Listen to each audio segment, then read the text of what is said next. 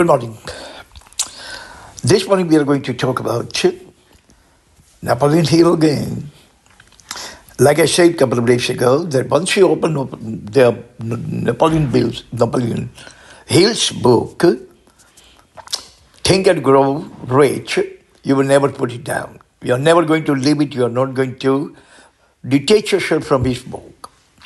More you read, the more you are going to get engrossed, more the things you are going to derive, your cerebral horizons are going to open widely.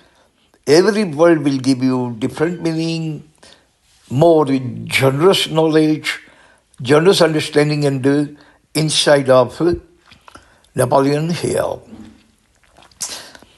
Today we are going to talk about, elaborate about only one of the hundreds of parameters. He has talked about our human personalities, our cerebral capacities, our personalities, our psychology, our emotions, sentiment, every single thing. This auto-motivation, which is our today's topic of elaboration, is one of those hundreds of philosophies scattered in his book. Auto-motivation, before I read even Napoleon Hill's book, I always felt, my instinct and my hunches were saying, motivation is always automotive. Means it is automatic. It should come from our sanctum sanctorum. It springs within us. It cannot be derived from outside sources, not from other people, not surrogate knowledge, no surrogate teachers, no surrogate philosophy. Nobody can actually motivate. If it was possible, then why one motivator cannot motivate all hundreds of students to get education? He is a teacher. He may be professor. He may be principal. He may be director.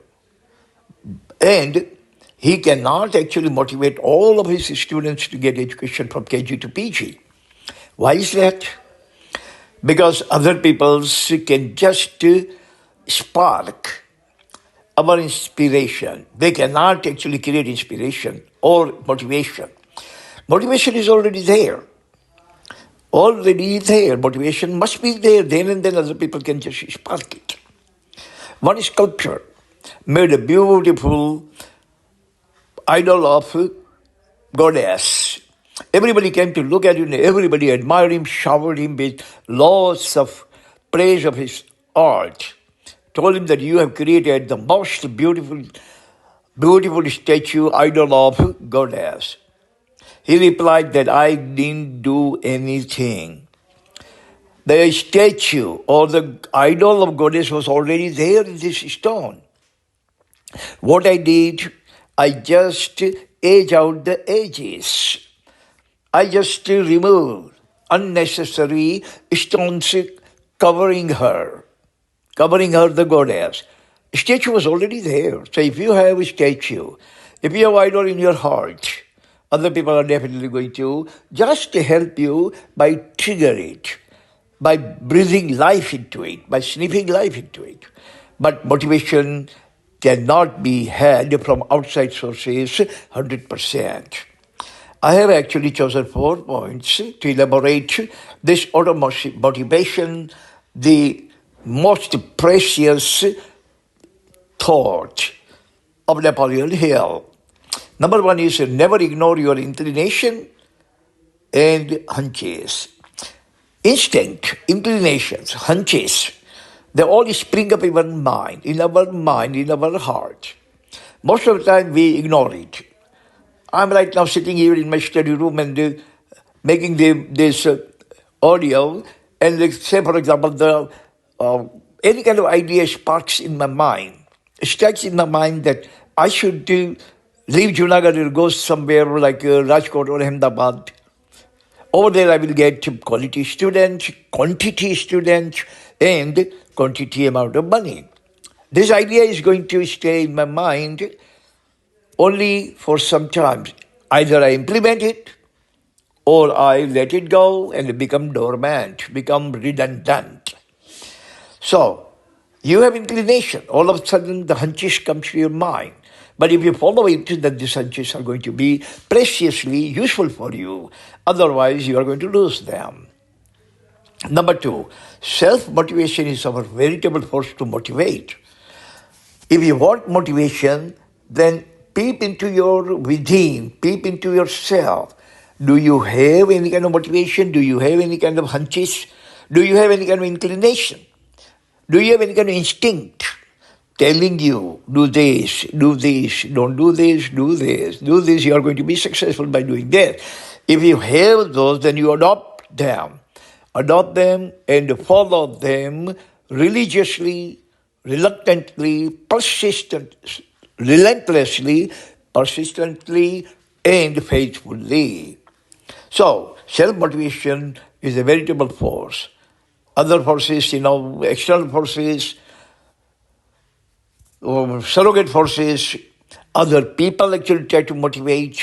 No, that motivation is not conducive for our motivation to trigger. But our motivation, dormant motivation, is going to be triggered by only our own self-motivation or auto-motivation. Number three, surrogate motivation is a charade. It's only charade. It's a ploy. It's a plot. It's just a shenanigan. It's just a drama, just a play. Everybody calls himself nowadays that I'm a motivator and this and that. And he delivers the speech, stolen, totally plagiarized speech or babbles. And he thinks he's a motivator. Nobody gets motivated. That means that you are flunk. You are not getting 35% out of 100 unless and until you can motivate.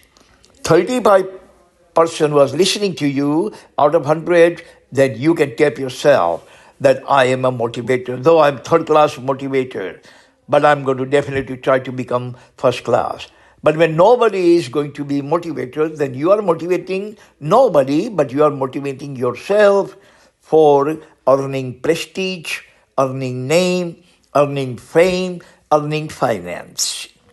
So these kind of motivators are charade, they are farcical, they are humorous, they are laughing stock of the society. So no motivator, absolutely no. Even Albert Einstein cannot motivate you, or the most polymath alive today is Noam Chomsky, God bless him, and give him better health, longevity in life. Even he cannot motivate you, he can give you this motivational speech, but if you have motivation congenitally hidden in your heart, in your soul, in your mind, then the speech of Noam Chomsky, Dr. Noam Chomsky's speech is going to trigger your motivation. But if your bosom is empty, if your heart is empty, if your mind and the soul are empty, your sanctum and the sanctorum are empty of motivation, nobody, not even Dronacharya, can motivate you.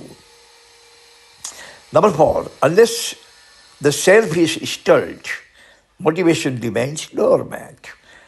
Most of the people have motivation to do lots of things in life. Grandeur, great things, absolutely magnificent, stupendous thing to do. They have desire, they have volition to do every single thing, the greatest thing in life. That kind of motivation there, but nobody is there to stir their self, to motivate yourself. If there is a spark is needed, if there is a whole tanker of petrol, and if you want to burn up entire tanker, all you need one small spark, and the whole tanker is going to turn into flame, inferno. Same way our motivation is someone you need to stir it. And if you don't find someone, you are actually, unfortunately, more in the family where there is no motivator. Everybody is very low educated, very uncouth, very half-cooked educated, half-backed knowledge. These kind of people are not going to stir your motivation. So self-motivation, you inspire yourself. You create the hunches, you create the inspiration, you create the inclination, you create the instinct by your knowledge, by observing other people, observing your peer who is successful and who is suffering setback. If you find someone who is successful, just emulate him, emulate her, and you're going to find out that you have inclination, you have hunches, you have inclination, you have instinct and inspiration to motivate yourself. So you need a spark to fire up your fiery imagination of motivation. So these are the 4 points to retain. Okay, attain and retain.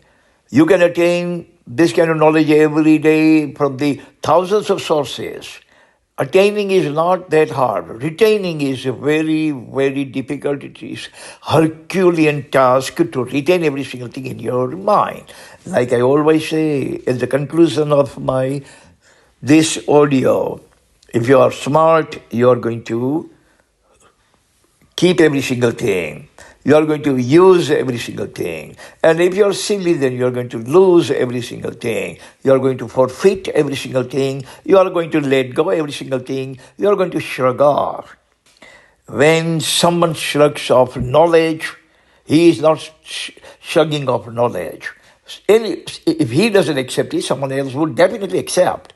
But he is shrugging himself off. He is idiot. That is why he is shrugging up the knowledge. Like shrugging up the money. There is nobody on this planet out of 8 billion people who is going to throw away money. But only stupid people are going to throw away knowledge.